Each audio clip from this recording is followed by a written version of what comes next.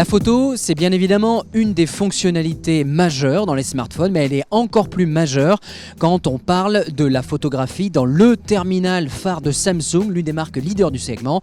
Et c'est donc du Samsung Galaxy S9 Plus et de sa version S9 dont nous allons vous parler aujourd'hui. Tout d'abord, une précision, c'est le Galaxy S9 Plus que j'ai testé. Il existe un deuxième modèle qui s'appelle Galaxy S9. Quelle est la différence entre les deux appareils? Eh bien, tous les deux profitent de la même focale grand angle, 26 mm variable, f1.5, f2.4, ça c'est commun aux deux appareils, mais la version Plus profite d'un second module caméra, un module qu'on va appeler focale standard ou téléphoto de 52 mm f2.4. Qu'est-ce que ça veut dire? Ça veut dire tout simplement que la version Plus offre une seconde focale. Une seconde focale, pour un photographe, c'est un deuxième moyen d'expression. Là, on va pointer le premier regret. Pourquoi Samsung n'a-t-il pas intégré, comme Apple dans son iPhone X, une seconde focale dans le plus petit des terminaux?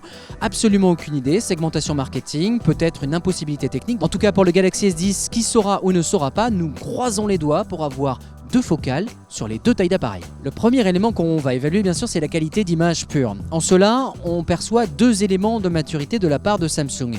D'abord, une gestion des couleurs qui, depuis le Galaxy S6, a incroyablement bien évolué.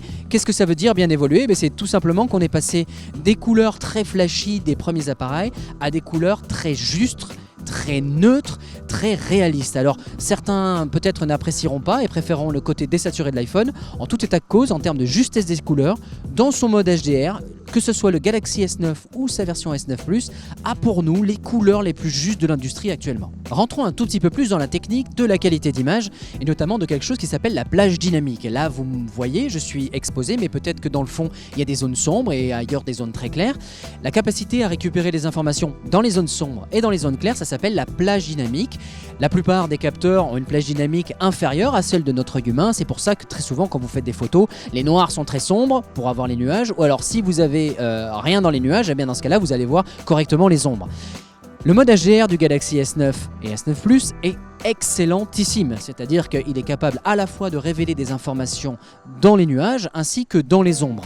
Est-ce qu'il se rapproche de l'iPhone? Non, il le bat très clairement, avec une précision et un traitement numérique légèrement supérieur à celui d'Apple. Les fichiers des Galaxy S9 et Galaxy S9 Plus ont ceux qui ont le plus d'informations. On pourrait presque dire que les JPEG ressemblent à des RAW. Qu'est-ce que ça veut dire pour vous? Ça veut dire en sortie des images moins flashy mais plus naturelles. Mais surtout, si vous travaillez beaucoup vos photos sous Instagram ou avec Snapseed ou tout autre logiciel du genre, vous allez profiter de beaucoup d'informations pour pouvoir réinterpréter vos photos, que ce soit en couleur ou en noir et blanc. Rappelez-vous d'une chose, quand les couleurs sont très saturées à la base, il est très difficile d'avoir des couleurs justes désaturées, alors que quand les couleurs sont justes mais pas assez saturées, on peut le faire a posteriori avec un minimum de pertes. Et là, très clairement, c'est une victoire par KO, c'est le Samsung Galaxy S9 qui propose les clichés les plus faciles à travailler après. Si vous vous intéressez à la photographie, que vous avez lu nos articles bien sûr, ceux des confrères et aussi le marketing de Samsung, vous noterez qu'il y a deux premières mondiales dans cet appareil. La première, c'est l'ouverture f1.5 sur un module grand angle. Qu'est-ce que ça veut dire? Ça veut dire que le diaphragme ouvre très grand pour récupérer beaucoup de lumière, plus que ses concurrents. Et puis il y a aussi une ouverture variable. Ça aussi, c'est une première mondiale. Le module caméra grand angle est capable d'ouvrir à f1.5 pour récupérer beaucoup de lumière. On perd en précision d'image mais on récupère plus de photos, ou de fermer un peu son diaphragme pour avoir une meilleure plage de netteté et surtout une meilleure qualité d'image. À quoi ça sert et comment ça se traduit dans la vie de tous les jours? Tout simplement, vos clichés en basse lumière ont beaucoup moins de chances d'être flous. Quasiment toutes les photos que nous avons prises en basse lumière avec le Galaxy S9 Plus sont nettes.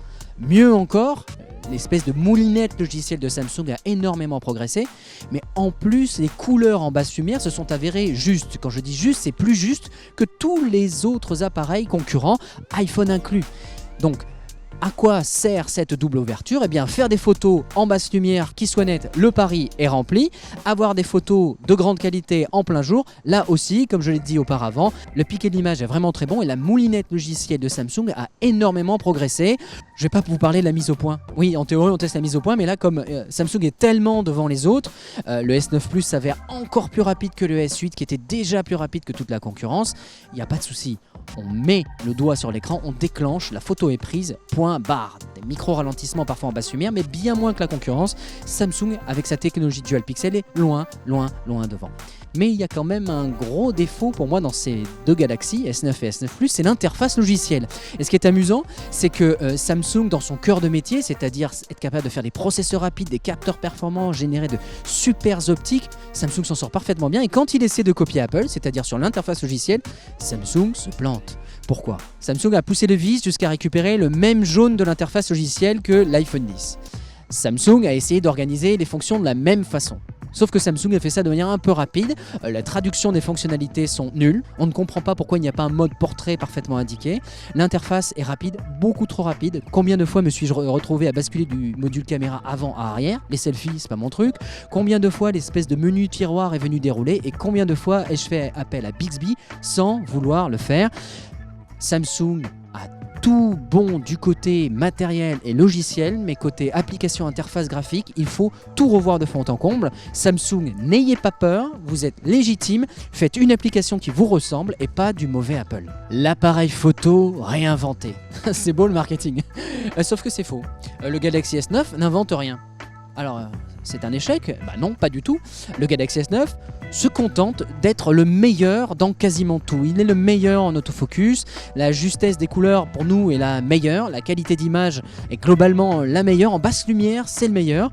C'est actuellement, là, en cette fin du mois de mars 2018, le meilleur photophone du marché. C'est déjà beaucoup, comme je l'écris dans l'article complet, c'est sans doute la meilleure des publicités qu'on veuille faire. Il reste à Samsung peut-être à rajouter de nouveaux modules caméra, à inventer de nouvelles fonctionnalités. Si Samsung a échoué à réinventer l'appareil photo, il a juste créé le meilleur photophone de 2018 et ça, c'est quand même une belle performance.